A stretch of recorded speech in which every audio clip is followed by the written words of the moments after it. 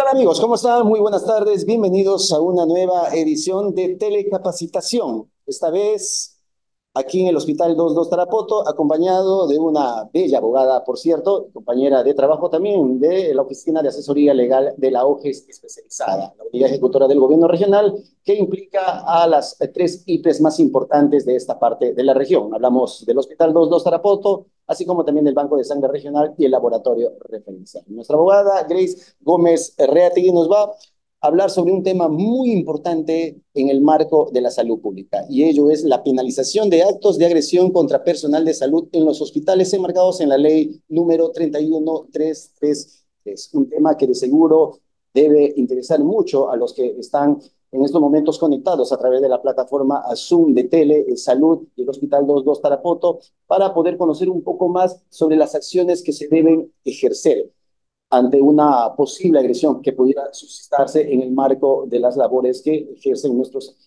trabajadores, en especial nuestro personal de salud asistencial. Así que vamos a dar pase ya a nuestra abogada Gris Gómez Reategui, no sin antes invitar a nuestros ponentes que luego, o a nuestros participantes, que luego de la ponencia de la abogada Gris Gómez Reategui, ustedes podrán participar con su pregunta en un lapso de 5 a 10 minutos, entendiendo, compañeros, que ahora el Zoom es muy limitado, solamente nos da 40 minutos para poder hacer estas ponencias, y nuestra abogada Grace Gómez lo hará en aproximadamente 25 a 30 minutos. Así que, sin más espera, damos pase a la abogada Grace Stephanie Gómez Reategui de la Oficina de Asesoría Legal de la OGS Especializada, a quien le damos la más cordial bienvenida. Grace, ¿cómo estás? Muy buenas tardes. Gracias Rister por la presentación. Saludar en primer lugar a todos los trabajadores que se han conectado, tanto asistenciales como administrativos, a esta exposición o ponencia acerca de la penalización de estos actos de agresión contra el personal de salud, específicamente el personal asistencial, y cómo la norma se ha ido modificando con el tiempo y cómo los hechos, o sea, la casuística ha generado modificatorias en el Código Penal para incluir y penalizar, porque si se incluye en el Código Penal es justamente para penalizar situaciones o actos, actitudes, hechos que son pasibles pues de pena privativa de la libertad, y en este caso las agresiones en contra del personal de la salud ahora están penalizados, ¿no? Me gustaría que por favor si pudieran poner las diapositivas para poder guiarme y poder empezar.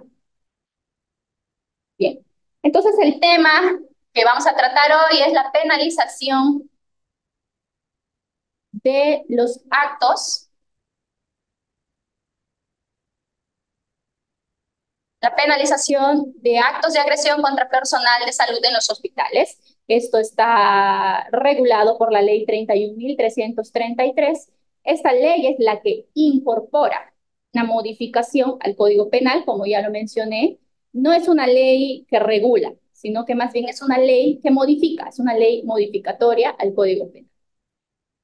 El Código Penal a lo largo de los años, desde que se ha aprobado en 1991, ha sufrido una serie de modificaciones, dentro de los cuales pues, se han ido incorporando hechos, acciones del hombre al Código Penal para ser, digamos, eh, entendidos como delitos o como faltas, ¿no? El Código Penal se divide en estos dos grandes aspectos que regula o tipifica los delitos y las faltas.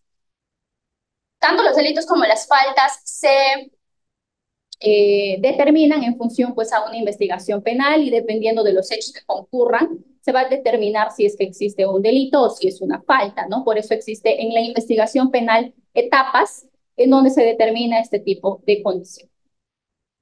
Siguiente diapositiva, por favor.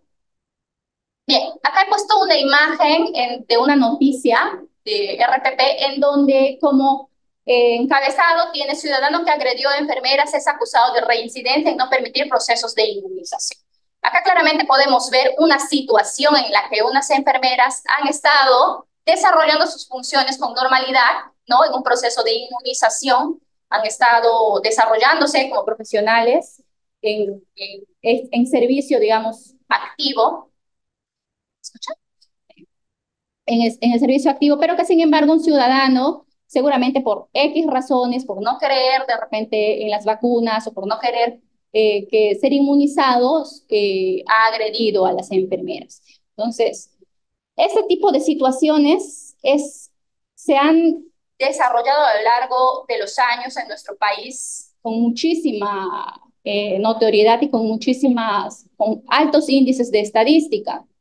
Entonces, esto ha permitido de que las instancias o los gremios que velan por los derechos del personal asistencial médico, enfermeras, técnicos y auxiliares, para que este tipo de situaciones cesen. No solamente he puesto una imagen para ejemplo, porque si pusiera todas las noticias que han salido en los últimos años, pues creo que las diapositivas serían muy extensas.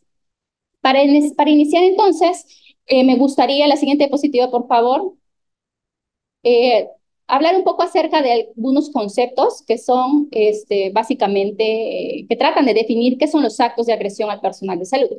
Como hemos puesto ahí, la Organización Mundial de Salud, la OMS, define la violencia en el trabajo como aquellos incidentes en los que la persona es objeto de malos tratos, amenazas o ataques en circunstancias relacionadas con su trabajo, incluyendo el trayecto entre su domicilio y el trabajo, con la implicación de que se amenace explícita o implícitamente su seguridad, bienestar o salud. ¿A qué se refiere esta parte o este término de implicación de que se amenace explícita o implícitamente? Quiere decir de que la agresión o la amenaza puede ser de forma expresa o puede estar camuflada, digamos, por alguna forma o alguna situación, ¿no? Por eso es que de todas formas se considera una violencia o una agresión al personal de salud, ya sea de forma explícita o implícita. Entonces, se puede definir a los actos de agresión al personal de salud como aquellos actos caracterizados por la pérdida elemental del respeto por la dignidad e integridad de la persona humana contra el personal de la salud en el ejercicio de sus funciones, los mismos que son ejercidos por pacientes y usuarios dentro de los establecimientos de salud. Esta parte es importante porque nos ayuda a definir o a establecer parámetros para poder saber en qué situaciones un personal de la salud se encuentra frente a un acto de agresión por su condición de personal de la salud o por su condición de ser médico, enfermera, técnico o auxiliar, ¿no? Porque existen también otros tipos de agresiones que no se dan en ese contexto del desarrollo de sus funciones. Por eso es importante este segundo párrafo del concepto en donde establece o en donde se puede definir a la agresión al personal de salud como aquellos actos caracterizados por la pérdida elemental de respeto por la dignidad e integridad de la persona humana contra el personal de salud en el ejercicio de sus funciones.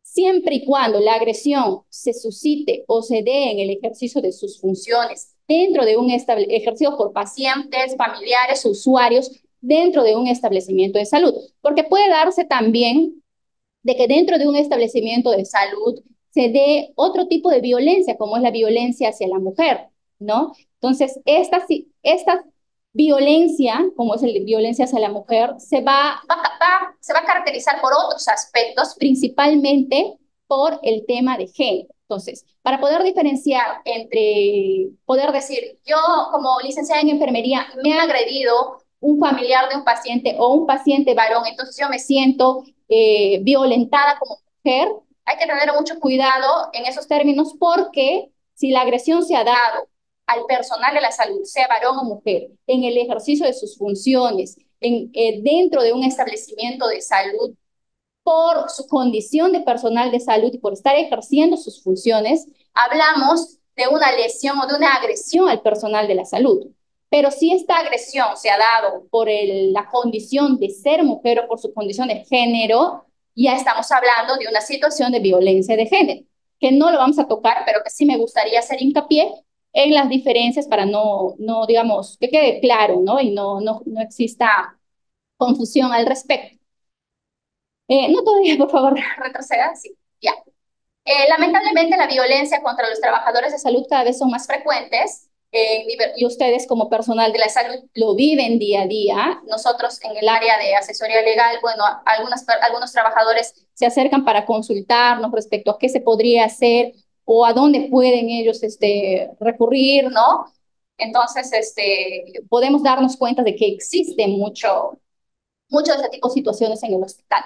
Entonces, como ya bien lo he dicho, ustedes, más que cualquier otro profesional aquí de la parte administrativa, sabe lo que es vivir en carne propia, pues este tipo de situaciones.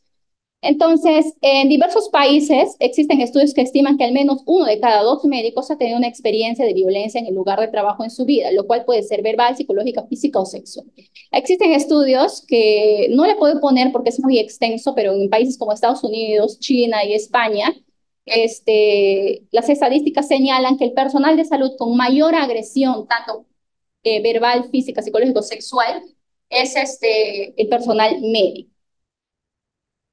En el Perú solamente existen estadísticas que sean... A ver la siguiente diapositiva, por favor, para guiarme.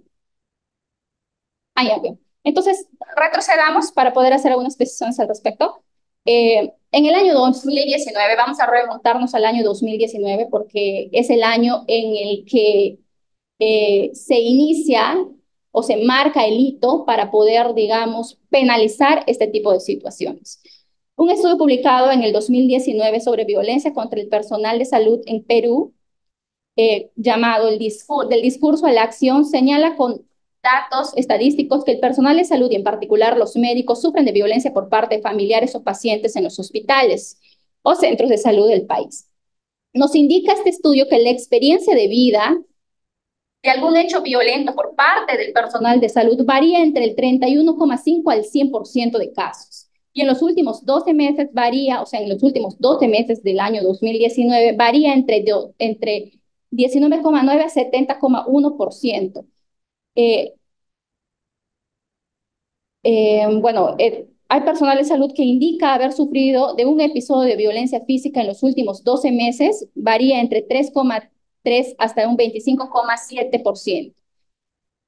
Y también se han reportado hechos de violencia tanto en internos, enfermistas, residentes y asistentes, así como en otros profesionales de la salud.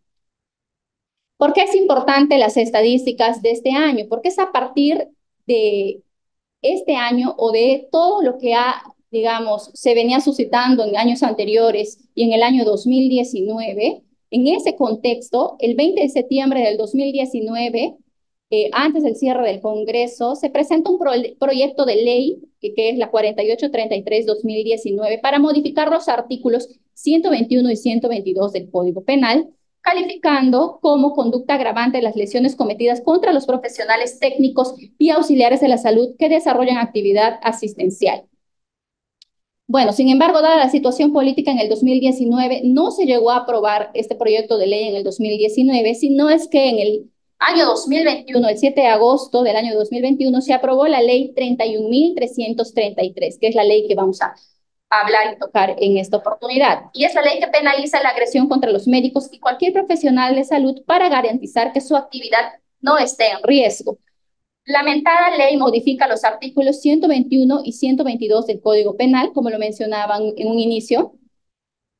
Dicho proyecto de ley fue presentado en abril del 2020 por el Colegio Médico del Perú y fue aprobada en el año 2021 por el Congreso de la República. Siguiente, por favor. Ya. Entonces, como ya se ha mencionado, esta ley modifica dos artículos del Código Penal. El Código Penal es un cuerpo normativo que, digamos, contiene todas aquellas acciones y conductas que están consideradas como delito y como faltas. Entonces, las agresiones, vale decir, las agresiones en contra del personal de la salud, según nuestra normatividad, según lo que establece el Código Penal, se califican como lesiones, porque están incluidas en los artículos que regulan las lesiones leves, lesiones graves y lesiones leves. Y que esta ley incorpora la condición del agente víctima como una circunstancia agravante. Entonces, el concepto general de lesión nos indica acá que una lesión es un daño que ocurre en el cuerpo, es un término general que se refiere al daño causado por accidentes, caídas, golpes, quemaduras, armas y otras causas. Pero también tenemos el concepto como delito y es lo que nos importa realmente, ¿no?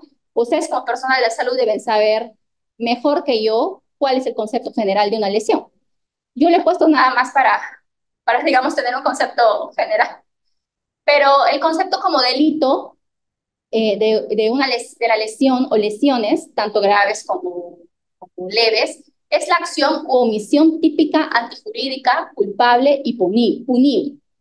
Y también se puede entender como una conducta típicamente antijurídica e imputable personalmente a su autor y público. ¿A qué se refiere cuando nos dices una acción u omisión típica, antijurídica, culpable y punible? ¿Qué es una acción u omisión típica? ¿Por qué llamamos típica? Porque las conductas que están contenidas en el Código Penal como delitos se llaman tipos penales. O sea, una conducta que se califica como delito es un tipo penal. Por eso, como las lesiones son un delito, vendrían a ser una omisión, una acción o omisión típica. ¿Por qué? Porque está tipificado como delito en el Código Penal. Es antijurídica porque su comisión vulnera la envoltura o el marco normativo general, ¿no? El marco jurídico de nuestro país, digamos. Culpable y punible porque es pasible de una sanción, en este caso, pues, con una pena privativa de la libertad en muchas situaciones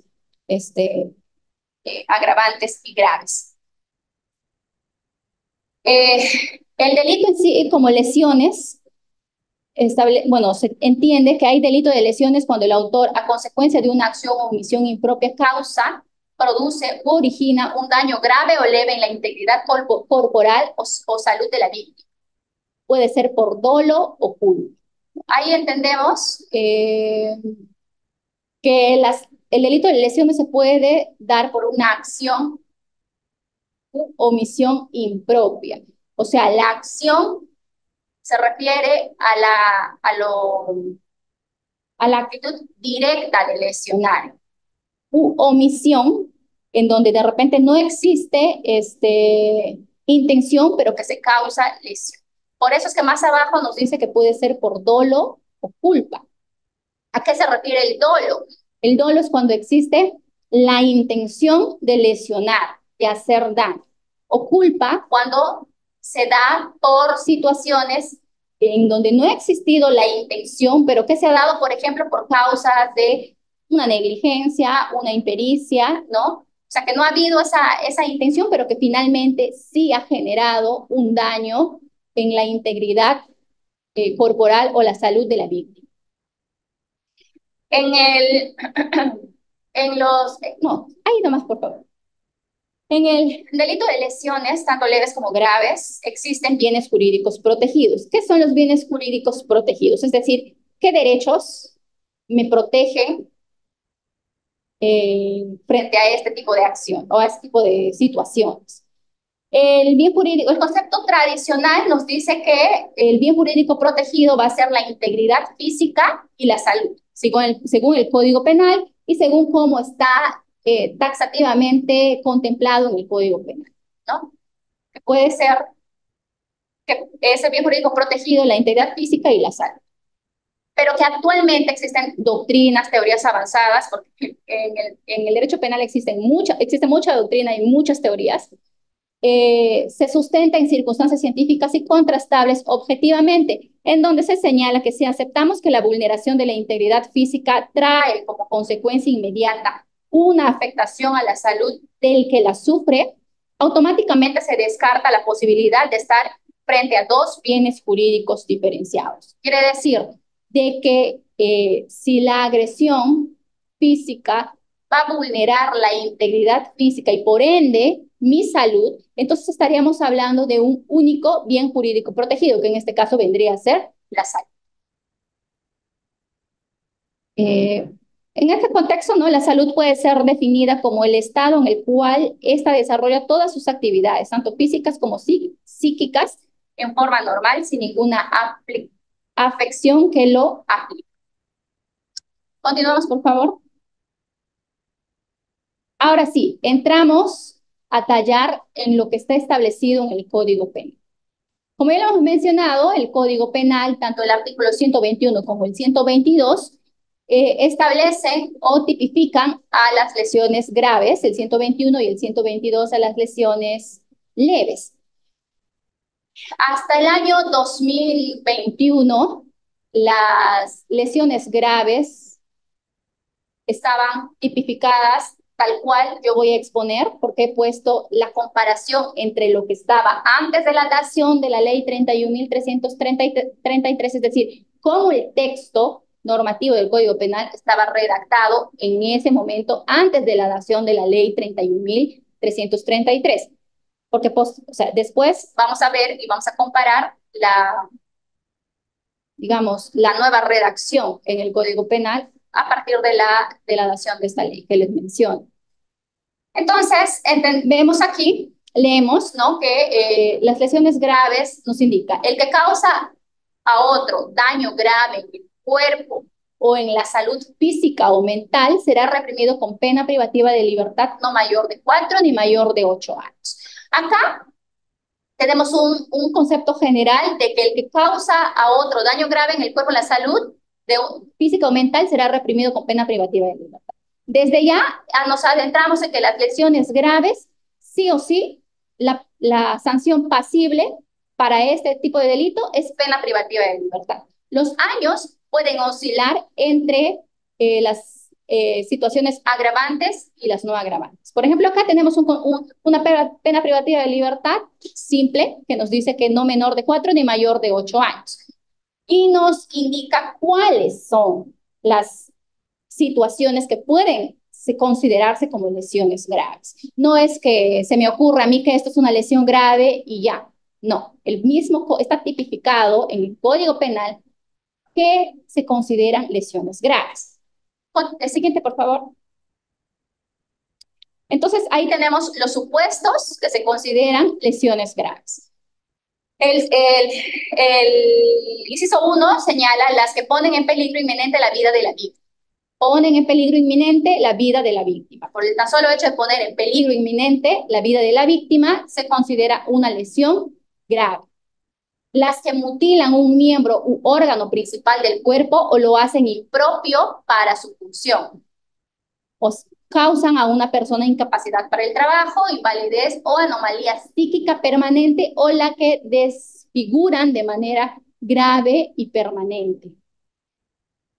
En este inciso me gustaría hacer hincapié respecto a la desfiguración de manera grave y permanente. Esta se presenta cuando, como resultado de la lesión, la persona, la víctima, queda dañada físicamente de manera grave e irreversible. Aun cuando en la doctrina peruana y en la práctica judicial se conoce a este supuesto como desfiguración de rostro, de acuerdo a la redacción de este inciso 2, estamos ante un supuesto que abarca las lesiones que originan deformidad o desconfiguración en cualquier parte de la integridad corporal o física de la persona, pudiendo ser en el rostro u otra parte. Entonces, vemos de que la gravedad de la agresión es la que determina, ¿no?, el tipo de lesión que es. Porque acá estamos hablando de mutilación. Hablamos de las acciones que mutilan un miembro u órgano principal del cuerpo o lo hacen impropio para su función. O sea, lo hacen inservible. Que ya no va a poder, digamos, usarlo, ¿no? O sea, usar esa parte de su cuerpo para sus actividades diarias, por así decirlo. Y que causan a una persona incapacidad para el trabajo, invalidez o anomalía psíquica permanente. O las que desfiguran. Ya hemos precisado esta parte. El inciso 3 señala las que infieren cualquier otro daño a la integridad corporal o a la salud física o mental de una persona que requiera 20 o más días de asistencia o descanso según prescripción facultativa, o se determina un nivel grave o muy grave de daño psíquico. Acá también, o sea, las lesiones graves no solamente implican, como se mencionó anteriormente, una lesión física, o sea, un daño físico, sino también un daño grave, psíquico e irreversible. Entonces, este inciso menciona que son considerados lesiones graves las que infieren cualquier otro daño a la integridad corporal, las que no de repente algún otro daño que no están contempladas en el inciso 1 y 2, ¿no? Porque la realidad muchas veces supera la norma. Entonces, a veces existen artículos e incisos que tienen esta especie de apertura para poder incluir aquellas situaciones que no están contempladas específicamente, pero que sí infieren cualquier otro daño o a la integridad corporal, que se podría entender como cualquier otro daño a la integridad corporal o a la salud físico-mental de una persona, que requieran 20 o más días de asistencia o descanso según prescripción facultativa, o se determina un nivel grave o muy grave de daño psíquico. El inciso 4 señala la afectación psicológica generada como consecuencia de que la gente obligue a otro a presenciar cualquier modalidad de homicidio doloso, lesión dolosa o violación sexual, o pudiendo evitar esta situación no lo hubiera hecho. Acá ya hablamos de una afectación psicológica, no hablamos de un daño psíquico, propiamente dicho. Y más abajo señala cuando la víctima muere a consecuencia de la lesión y el agente pudo prever este resultado, la pena será no menor de 6 meses ni mayor de 12 años. Entonces, si cualquiera de la víctima, en cualquiera de estos supuestos, le causaría la muerte, entonces la pena ya no va a ser como les mencionó en un inicio, de no menos de 4 ni mayor de 8 años, sino que si además el agente que genera la lesión pudo prever este resultado, la pena será no menor de 6 años ni mayor de 12 años. Entonces, vemos que el rango de pena privativa de libertad es mayor, sube, porque estamos... acá se podría entender de que se podría hablar de un delito preterintencionado, ¿no? Que de repente no fue su intención matar, simplemente lesionar o dañar, pero que como consecuencia de esa lesión la víctima fallece y el agente pudo haber previsto este resultado, entonces la pena ya ¿cómo se podría decir? Sube de rango, ¿no? Entre 6 y 12 años. Siguiente, por favor. Bien, acá viene lo interesante y lo que vamos a hablar acá es la explicación de todo este artículo y cómo está dividido. Vamos a leer primero y después voy a explicar cómo está dividido para poder entender, ¿no? En los supuestos 1, 2 y 3 del primer párrafo, la pena privativa de libertad será no menor de 6 años ni mayor de 12 años cuando concurra cualquiera de las siguientes circunstancias agravantes. Acá ya entramos a otro párrafo de la norma que nos plantea las circunstancias agravantes, pero no situaciones, no como situaciones que se configuran lesiones graves, porque ya lo hemos visto en el primer párrafo, y son 4 circunstancias que se consideran, hemos visto 4 incisos, y son 4 circunstancias las que se consideran lesiones graves. Ay, vamos a avanzar, no tengo más tiempo ya. Entonces, acá las circunstancias agravantes van a ser en función a la condición del agente, pero en este caso en la condición de la víctima. En un primer momento, antes de la dación de la ley, se tenía que, si los supuestos 1, 2 y 3 del primer párrafo, quiere decir que si ponen en riesgo inminente la vida de la víctima, si le generan desfiguración o algún tipo de invalidez, lo otro era que si le genera algún problema altamente, gravemente, alteración psíquica, etcétera. Los tres primeros supuestos que hemos visto anteriormente se configuran situaciones como, o sea, situaciones de lesiones graves. Si esas situaciones se dan, por ejemplo, a un miembro de la Policía Nacional de Perú, de las Fuerzas Armadas, magistrado del Poder Judicial, del Ministerio Público, magistrado del Tribunal Constitucional, autoridad elegida por mandato popular o servidor civil, y es lesionada en ejercicio de sus funciones o como en consecuencia de ellas, la pena, eso es una situación agravante por la condición de la víctima. Lo otro es, si la víctima es menor de edad, adulta, mayor o tiene discapacidad y el agente se aprovecha de dicha condición, es una situación agravante. Para cometer el delito se hubiera utilizado cualquier tipo de arma, objeto contundente o instrumento que ponga en riesgo la vida de la víctima. Acá ya vemos que una circunstancia agravante es la utilización de un medio que le va a facilitar o que le va a ayudar a cometer el delito. Y el cuarto es, el delito se hubiera realizado con ensañamiento o alevosía, o sea, se hubiese cometido con maldad o a traición, ¿no? En este caso, si la muerte se produce como consecuencia de cualquiera de las agravantes del segundo párrafo, se aplica pena privativa de libertad no menor de 15 ni mayor de 20 años. Pero vemos en la parte de arriba, antes de llegar a la última parte, vemos que cuando nos menciona las circunstancias agravantes, dice que si estos supuestos, el supuesto 1, 2 y 3, concurre solamente para este tipo de personas, la pena es no menor de 6 ni mayor de 12 años. Pero si estas personas fallecieran, ya sea la policía, un juez, un alcalde o un gobernador regional, un miembro del Tribunal Constitucional, y este falleciere, entonces la pena va a ser mayor, implicaría una pena privativa de libertad no mayor de 15 ni mayor de 20 años. Como podemos ver, en esta primera redacción de este tipo penal no está el personal de la salud, no está el personal de la salud. O sea, solamente se contemplaban a este tipo de agentes nada más. Siguiente, por favor. Y acá tenemos el artículo 122 del Código Penal que establece sobre lesiones leves e indica la pena privativa de libertad será no menor de 3 ni mayor de 6 años e inhabilitación conforme a los numerales 5 y 11 del artículo 36 del Código. Bueno, es un tema, es otro tema aparte. Y los artículos 75 y 77 del Código de Niños y Adolescentes, según corresponda, cuando la víctima es miembro de la Policía Nacional del Perú, magistrado del Poder Judicial, Ministerio Público, Tribunal Constitucionalidad, autoridad elegida por mandato popular, etcétera, etcétera. Si la víctima es menor de edad, si la víctima es mujer y es lesionada por su condición de tal, en los contextos previstos en el primer párrafo del artículo 108, si la víctima se encontraba en estado de gestación. Siguiente, por favor. La pena privativa de libertad. Ay, perdón. Esos son los supuestos. La siguiente, por favor.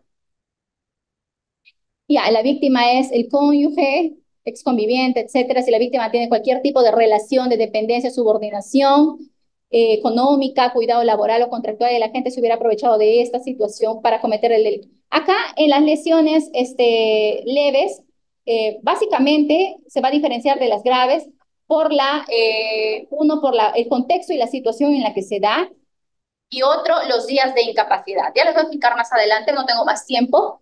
El otro literal es para cometer el delito se hubiera utilizado cualquier tipo de arma, objeto contundente o instrumento que ponga en riesgo la vida de la víctima, el delito se hubiera realizado en consentimiento de alevosía. Si la gente actúa en estado de ebriedad, según estas, digamos, oscilan entre estos rangos de alcohol o sustancias tóxicas. La pena privativa de libertad no será mayor, no será menor de 8 ni mayor de 14 años si la víctima muere como consecuencia de la lesión a que se refiere el párrafo 3 y el agente pudo prever este resultado. A ver, siguiente, por favor. Muy bien. Creo que ahí se ha cortado una parte, porque, bueno, sí, retrocede, por favor. Me gustaría precisar que en esta parte el párrafo narra los días de incapacidad, ¿no? En las lesiones leves se concurre algo, digamos, trascendental, que es que este tipo de lesiones requieren asistencia o descanso según prescripción facultativa. Eso ocurre cuando se ocasiona cualquier otra lesión que causa un daño en la integridad corporal, salud físico-mental que requiera, según prescripción médica, más de 29 días de atención facultativa o descanso para el trabajo. Los efectos de la lesión pueden ser permanentes o temporales. La atención facultativa se entiende como cuando el especialista precisa, o sea, acá hablamos ya de la atención facultativa y descanso médico, eso lo otorga el médico legista cuando uno va y denuncia una agresión, ya sea grave o leve, sí o sí va a pasar por el médico legista y este es quien determina los días de incapacidad. Ya, siguiente, por favor. Siguiente. Ya, acá ya entramos a los artículos que modifica la ley, ¿no? Siguiente. Esta es la nueva redacción. El artículo 121 se está redactado ya de la siguiente forma, como vemos ahí, y en donde el artículo 4 señala la afectación psicológica generada como consecuencia del que el agente obliga a presenciar cualquier otra modalidad de homicidio doloso, lesión dolosa, violación sexual, o pudiendo evitar una situación que no lo hubiera hecho. Cuando la víctima muere a consecuencia, bueno, ya la hemos leído. Más abajo dicen los supuestos 1, 2 y 3 del primer párrafo. La pena privativa de libertad será no menor de 6 años ni mayor de 12 años cuando concurra cualquiera de las siguientes circunstancias. Siguiente. Hemos visto las circunstancias agravantes, que eran solamente 4, o sea, por condición de la gente. Vimos que los policías, vimos que las víctimas menores de edad, los ancianos, miembros de magistrados, jueces, fiscales, etcétera, pero no se contemplaba las víctimas como profesionales o técnicos o auxiliar asistencial de la salud. Entonces, taxativamente señala a la víctima, si la víctima es un profesional o técnico auxiliar asistencial de la salud que desarrolla actividad asistencial y es lesionada a causa del ejercicio de sus labores en el ámbito público o privado. En este caso, si la muerte se produce como consecuencia de cualquiera de las agravantes del segundo párrafo, se aplica la pena privativa de libertad no mayor de 15 ni mayor de 20 años. Entonces, la redacción es diferente, ¿no? Si la víctima es un profesional de la salud, en la que concurran los supuestos 1, 2 y 3 que ya habíamos señalado al principio,